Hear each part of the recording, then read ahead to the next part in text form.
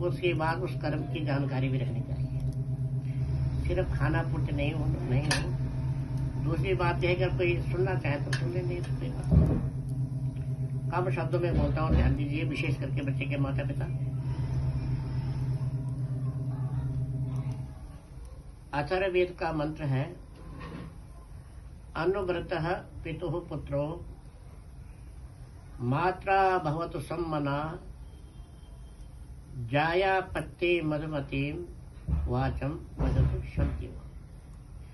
अथर्ववेद के तीसरे काल का मंत्र है। इसमें बहुत ही महत्वपूर्ण शिक्षा गृहस्थों को दी गई है। बताया गया है, अनुव्रतः पितुः पुत्रो, एक पुत्र को पिता का अनुगामी होना चाहिए, आज्ञाकारी। किंतु आज्ञाकारी संतान कैसे पैदा होगी? फिर बताया है, मात्रा भवतु सम्मना, जब हमारी माताएं अच्छे मन वाली हो जाए, पवित्र मन वाली, तभी ऐसी संतान होगी। क्यों कि माता निर्माता होती, माता ही संसार में निर्माण करने वाली। अब अकेली माता भी क्या करे? पिता दारूबाज हो, दारू पी करके घर आता हो, माता के लिए क्या करेगी? तो फिर आगे बताया गया मंत्र के तीसरे अंश में मंत्र के कि जाया पत्ते मधुमती वाचम वदतु, क्या कि पति और पत्नी को दोनों को प्रेम पूर्वक रहना चाहिए, तब जा करके ऐसी संतान का निर्माण हो। अब आप कह सकते हैं ये तो प्रायः प्रचलन में ये बातें हैं, चालू बातें हैं, इसके लिए मंत्र की क्या जरूरत पड़ेगी? सोचो, जिसने सबसे पहले ये शब्द बनाए होंगे कितना बुद्धिमान रहा होगा। अब तो आपके लिए सामान्य हो गया, लेकिन जब सबसे पहले जिसने इस चीज को बनाया होगा, इस मंत्र को विचार दिया होगा, वो कितने महान होंगे। ये वेदों की वाणी है। पहले हम समझे कि पुत्र बोलते किसे हैं और अनुव्रत किसे बोलते हैं। अनुव्रत बोलते हैं अनुगामी के लिए।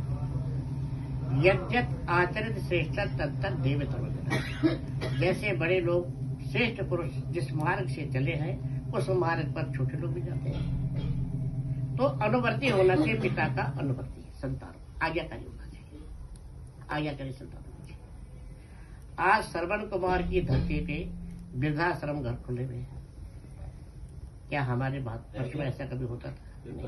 पेपर नहीं है, वो रोल है ना, वो रोल में से निकाल लेना पेपर सामने, रोल कहाँ रख दिया? यही टंकी के यहाँ पे। तो अच्छी संतान का निर्माण कैसे करके होगा? कहते हैं कि जब हमारे संतान आज्ञाकारी हो जाए। अब आज्ञाकारी होना, वो हमारे नौकर तो है नहीं, क्यों आज्ञाकारी हो जाए? इसलिए आज्ञाकारी हो जाए कि कृतम लोको पुरुषो भी जाए। हम जैसे भी लोग का निर्माण करते हैं, उन्हीं लोगों को हम प्राप्त करते हैं। उदाहरण के लिए हमारे जो आज माता पिता जो वृद्ध अवस्था पे हैं, तो कल हमने भी तो वृद्ध होना है। फिर अब हम क्या कर रहे हैं? आज हम क्या कर रहे हैं? थोड़ा विचार करें। माता भी ड्यूटी जा रही है, पिता भी ड्यूटी जा रहे हैं, बच्चे क्रेच में जा रहे हैं। अब उनको माता पिता से वो स्नेह नहीं मिल पाता है। या तो बच्चे दादा दादी के पास है, तो बहुत अच्छी बात है, तब तो बहुत अच्छी बात है, क्योंकि माता पिता से भी अच्छा ध्यान दादा दादी रख सकते हैं, नाना नानी भी रख सकते हैं।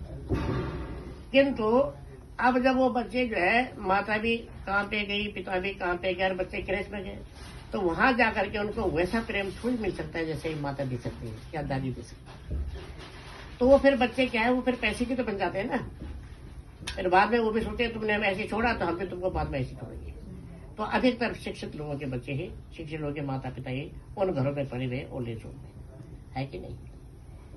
ये सत्य है। फिर क्या हुआ? तो आज्ञाकारी संतान इसलिए होनी चाहिए कि बच्चे उस पुत्र, अब ये तो हो गया आज्ञाकारी की बात, अनुव्रत की बात, अच्छे कामों का अनुकरण करना। दूसरी बात क्या है? मात्रा बहुत सम्माना। कहते हैं ऐसी संतान कब पैदा होगी, अच्छी संतान, कि जब उनकी माताएं उनको बने। इस दुनिया में जितने भी बड़े बड़े महापुरुष हुए हैं, उन सबको बनाने के पीछे उनकी माताओं का हाथ था। पिता ने नहीं बना पाई संतान, क्योंकि संतान बनने का किसका होता है? माता का होता है। वो जैसे चाहे अपने बच्चे को वैसा बना दे, चाहे तो महापुरुष बनाए, चाहे तो उसको डाकू बना दे, कुछ भी बना दे उसको, जैसा माता चाहती है वैसे बच्चा बन सकता है। क्यों बन सकता है? ये तो अंतर जगत में माता के पास से होता हो, फिर स्तनपान में माताएं कराती हैं, फिर भोजन में माताएं परोसती है, तो माता का और पुत्र का संबंध सबसे अधिक होता है। तो इसीलिए कहते हैं कि माता ही अच्छे संतानों का निर्माण करती है। जितने भी महापुरुष हैं संसार में, कहीं भी इतिहास पढ़ लो आप, इस भारतवर्ष का इतिहास देखो। हमारे मोहनदास करमचंद गांधी विदेश जा रहे थे बैरिस्ट्री करने के लिए, पढ़ाई के लिए, तो उनके माता का नाम था पुतली बाई। तो पुतली बाई ने अपने करमचंद से कहा कि बेटा तू तो विलायत जा रहा है और वहां पर जाकर के लोग मद्य और मांस का सेवन करते हैं, तो हमारा तो धर्म भ्रष्ट हो जाएगा। उसने उस समय अपने माता के चरण से कि हे माता, मैं आज से प्रतिज्ञा करता हूं कि जीवन में कभी भी मद्य और मांस का सेवन नहीं करूंगा। नहीं किया तो आज लोगों ने क्या बनाया, उसको राष्ट्र का पति नहीं बनाया बल्कि राष्ट्र का पिता बना दिया। किसने बनाया? उनकी माता। इसी ऐसे ही प्राचीन काल में एक मदालसा नाम की माता होती थी, उनके पुत्र हुए बहुत सारे। तो वो जब लोरी देती थी अपने बच्चों को सुनाते हुए, तो क्या बोलती थी? शुद्धो से बुद्धो से निरंजनो से संसार माया परिवर्तनोसी, संसार माया तेजमोह निंदा मदालसा शिक्षेती हमारा। ये मानो मदालसा नाम की जो माता थी अपने पुत्र को कैसा शिक्षा देती थी, लोरी देती थी, हे बालक तो शुद्ध है, तो बुद्ध है, तो पवित्र है। तो उसके सारे बच्चे महात्मा बन गए।